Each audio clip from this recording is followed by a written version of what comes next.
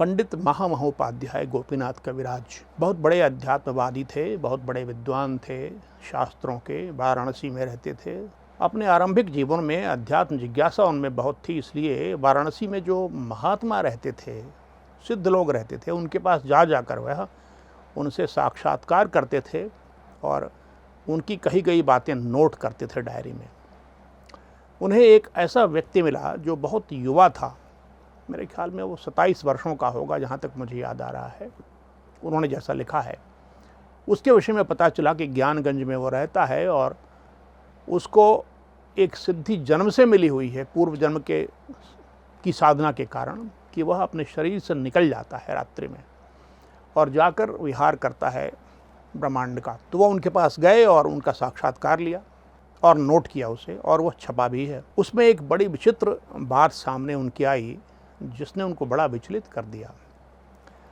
उस बच्चे ने ये बताया, उस युवक ने ये बताया कि एक रात्रि में वो निकला अपने शरीर से कमरा बंद करके और विचरण कर रहा था, तो उन्होंने 2 आत्माओं को देखा जाते हुए।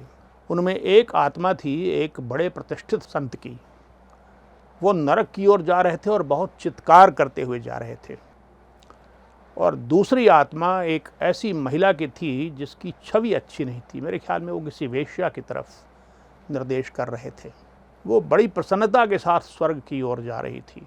इस अनुभव ने उस युवक को विचलित कर दिया और गोपीनाथ कविराज जी को भी विचलित कर दिया। लेकिन यह घटना समझ में आने वाली है। मैं आपको बताता हूँ ऐसा क्यों हुआ होगा। इसका जवाब नहीं दिया उन्होंने, लेकिन इसका चिंतन करने पर जवाब मिलेगा आपको। एक वेश्या भी होती है, वो बड़ी पवित्र हो सकती है मन से, माता पिता के पोषण के लिए, बच्चों के पोषण के लिए शरीर का व्यापार करती होगी, ईश्वर भक्त होगी और चित्त निर्मल होगा उसका, तो वह स्वर्ग चली गई। और संत महोदय जो होंगे वो बाहर से तो संत ही होंगे, लेकिन संत तत्व के पीछे भी बहुत कुछ ऐसा होता रहता है जो यदि जानेंगे आप तो आपको बहुत प्रसन्नता नहीं होगी।